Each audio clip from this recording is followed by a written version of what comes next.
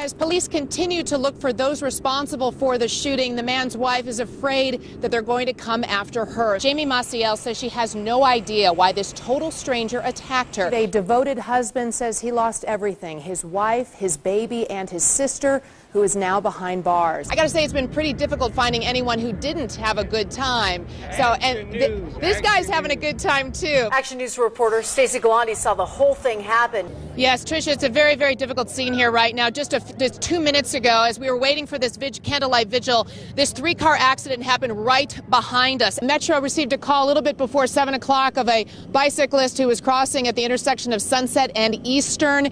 He was hit by a vehicle. We have Sergeant Richard Strader of Metro here right now just to give us the details. What can you tell us about what happened tonight? There's over 5 million square feet of showroom to explore. That's one floor times 42 in order to see everything. Now, to get an idea how this works, this street light is equipped with a camera. I'm carrying my bag. If I were walking along the sidewalk and left my bag behind, this street light can alert city officials. When I asked Brian what his future holds, he said he wants to study, finish school, and help other people who are in the same situation he was in.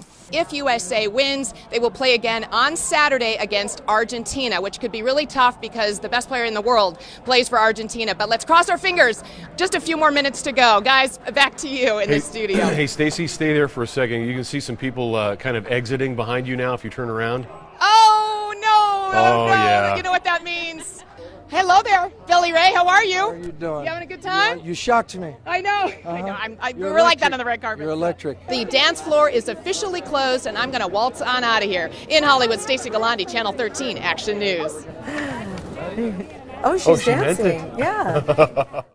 Steve and Tricia, just to get an idea just how close this all came tonight, just right over here behind me is where everyone started gathering at about 5 o'clock for the candlelight vigil. Now, just a few feet away over here at the intersection of Blue Diamond and Cimarron is where the 3-car accident happened, and literally just feet behind where we were standing. The sad irony is that this is the exact same spot where 14-year-old Helen Liu was struck and killed Saturday night.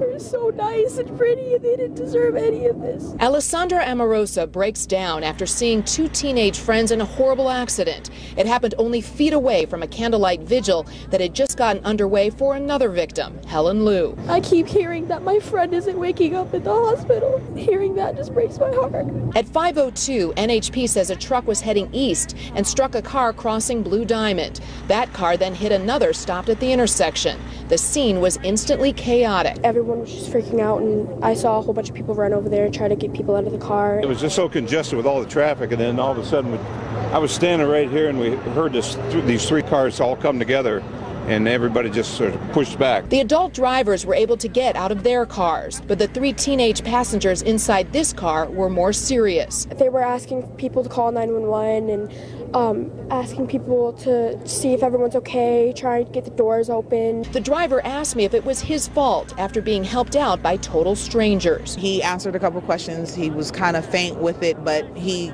got through it. I asked him, was the seatbelt hurting him, or is anything hurting him?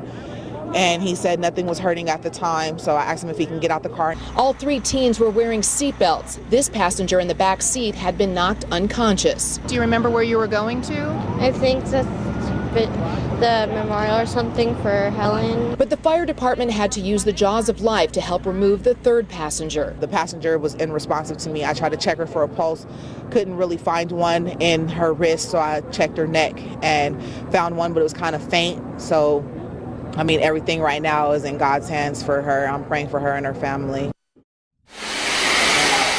This was not a typical hair appointment for Tiffany Ward. I always think about how she didn't have a choice. I have a choice, and my choice is to go through this with her. Today, Brazil Ward's mom is shaving it all off. It's a simple show of support for the little girl who survived a hit and run on Halloween. I'm going to be going through this right along beside you, holding your hand, so you don't have to worry about anything. Brazil's hair was shaved for brain surgery. Now Tiffany says they'll be twins. The hair will grow back, but you only get one Brazil. The 6-year-old is in serious but stable condition at UMC. Hi! And now well enough to understand her mother's loving gesture. I just like you now. You want to touch it? her face lit up with a big smile. I mean, that was actually the first time she smiled all day. I've been working with her all day, and that smile was genuine. The wards say the best Christmas present is that Brazil will be discharged shortly after Christmas and will be entering rehab. At the rate she's going, she's ready. Like she's over. She's more than ready. Hello! They even got a visit from Marie Osmond, who was bearing Christmas gifts. I'm just thrilled she's going home. I'm telling you, it's the hospital staff, the people that make all the difference for the families, and that's what's really important. I'm so appreciative. I thank God every day. Thank everyone for their prayers. And it's working. It's working. The hair salon Faces of Angels is donating Tiffany's hair to Locks of Love. The wards say they plan on opening all the gifts and celebrating Christmas in Brazil's hospital room. In the studio, Stacey Gualandi, Channel 13 Action News.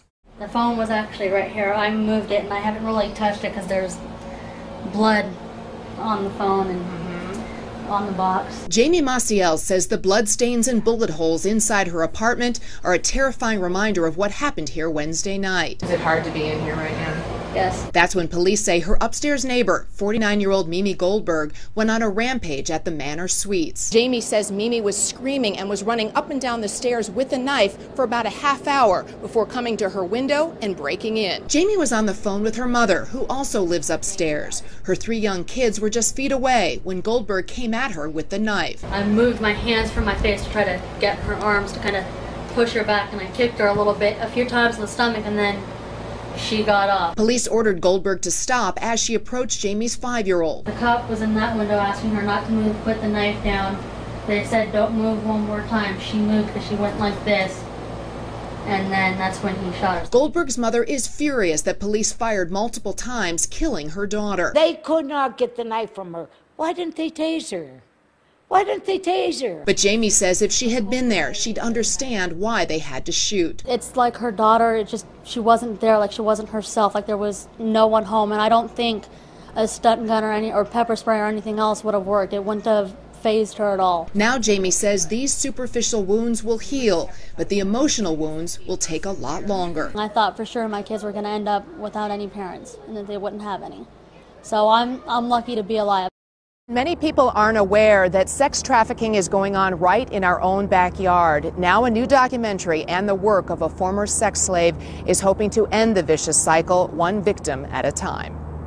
We like to give the impression of the happy hooker, but it's completely a facade. It's not true. You have broken, shattered children. Lisa Worthington is talking about Las Vegas, what she calls ground zero for sex trafficking. At 18, she became a victim of the sex trade that targets girls as young as 13. I kind of got into it later than a lot of people do, but I was a single mom struggling. After 10 years, she escaped what is known as the game, thanks to her faith. Now she helps other victims through a group called Royalty Prayer Tour. How many victims are there in Las Vegas? Countless, countless. It's everywhere. Everywhere your children are that you might let them go to is where a pimp's going to go. I thought he loved me. A new 30-minute documentary called Trafficked No More is dealing with Nevada's sex trade head-on. We cater to this problem. We completely cater to it here as a city. But with movies like Trafficked No More, people are becoming aware of this. The film hasn't even aired yet, and already it's making an impact. A woman saw the 4-minute trailer for the film and realized that she was a victim of sex trafficking. That's when Lisa came to her rescue. She thought she didn't have a pimp all this time. She didn't realize girls think that they have boyfriends. They think that they have men who are in love with them. They believe that they're in relationships. They have no idea. How is she doing now? She's early on in recovery. It's very, very touch and go. This is a long process for her. Lisa says with awareness comes change, and as a community, we can win this fight. As long as there are women out here and they're working, then I will be out here on the streets until I die. This is what I'll do. Meryl, Amy, or Candace? Well, just minutes ago, amid all of this confetti, spoiler alert, Meryl and Max won the coveted Mirrorball Trophy. Meryl and Max!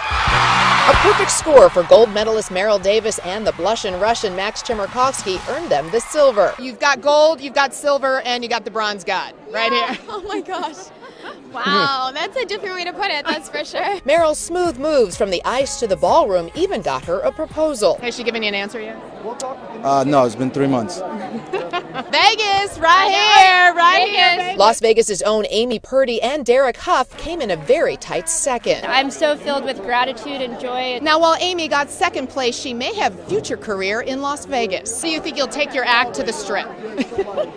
You know, I've actually thought about it somehow. Well, you never know. Now she's got the aerials thing, Cirque du Soleil stuff going. You never know. Candace Cameron Bure was a dark horse, but prayers helped her and Mark Ballas place third. That's what really sustained me through this journey and through my nerves, knowing that how many people were praying, so I appreciate it. No more nerves, right? Oh no, I still have nerves. But the night wasn't officially over until Nene Leakes showed me her go-to dance move. If you can't do nothing else, you have to shake. Well, the winners are on a red-eye to New York for more interviews, so that's a wrap until September. The dance floor is officially closed, and I'm going to waltz on out of here. In Hollywood, Stacey Gualandi, Channel 13 Action News. Oh, she's dancing. Yeah.